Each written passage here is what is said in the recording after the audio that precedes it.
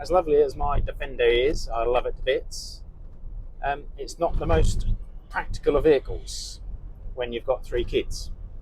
This was originally a van, but has had windows put in the sides and it has got bench seats in the back with lap straps. And it has got a cubby box in the front, so there's only 2 seats in the front.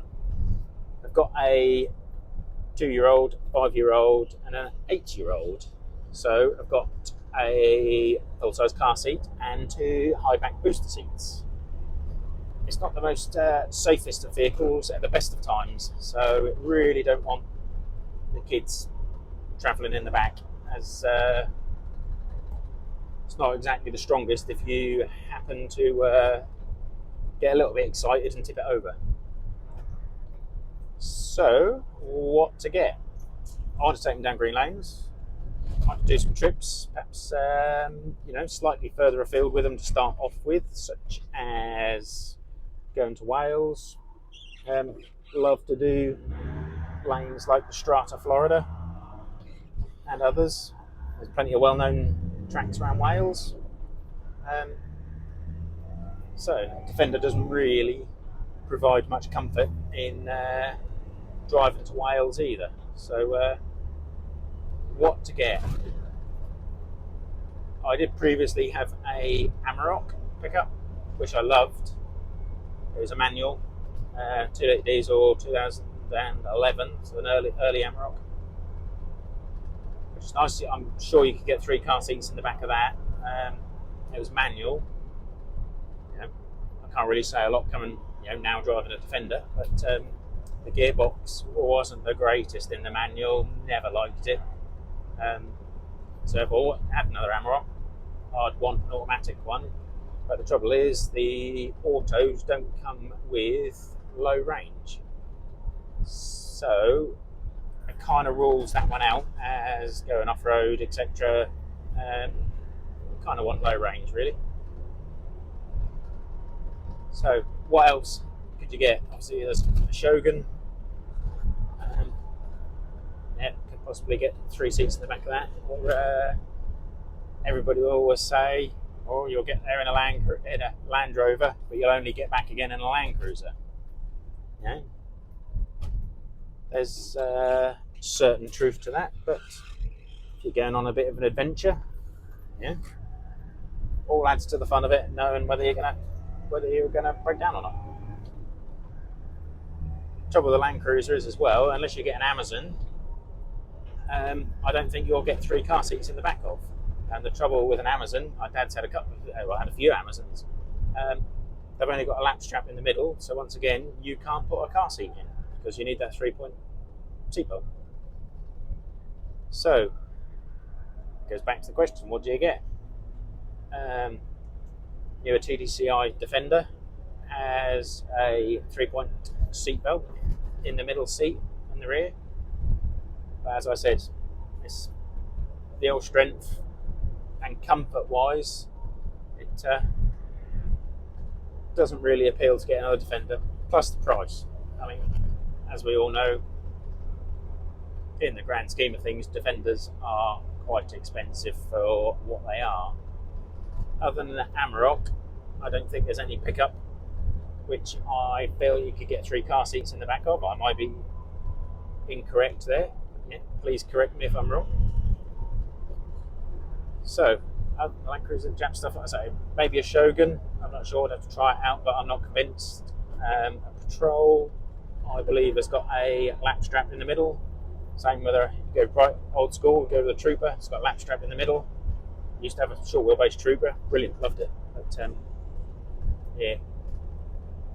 for a family of 5, it's not ideal. So it really boils down to another Landy. They get a Discovery, I feel, is perhaps the only option. I'm not sure whether you get all 3 seats in the back of a Discovery 2. Maybe wrong, I'm not sure. So I think it really boils down to a Discovery 3 or a Discovery 4. Obviously, being a Land Rover, they have their common issues that seem to always be very well documented. And stated online as being issues, but I've watched various videos from High Peak Autos online on YouTube, and he also states about all these problems that they reportedly have, common issues, etc., etc.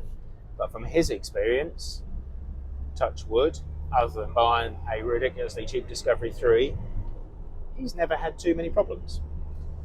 Plus, the joy of a Land Rover is, because they do commonly have problems, is parts are cheap and easy to get hold of. So there's swings and roundabouts. I'm swaying towards a 3 or a 4. But what are people's thoughts? What would you go for? Is there anything else that I'm missing that you could get 3 seats in? I'm not convinced there is. But, yeah. The preferences between a 3 and a 4. I did bid on a 4 recently in a car auction local to me. It was an ex-ambulance service. So overall, the spec was quite low. It's based on a GS, which obviously is a base model 4. But it was an STV6 with the 8-speed gearbox. High mileage, it had done 180,000 miles. But obviously being ex-ambulance service, been very well looked after. Fortunately, it's not documented. They aren't allowed nowadays, with all the GDPR rules, etc., to disclose the history.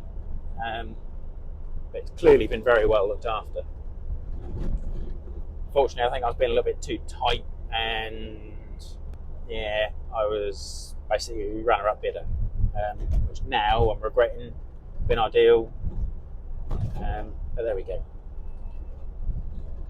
So do you go for a cheap 4 or a 3 is even better value for money. I've seen them recently in, once again, the same local car auction to me, go for as little as £1,100. I mean, for £1,100, what else can you get with that comfort and capability? Granted, they did have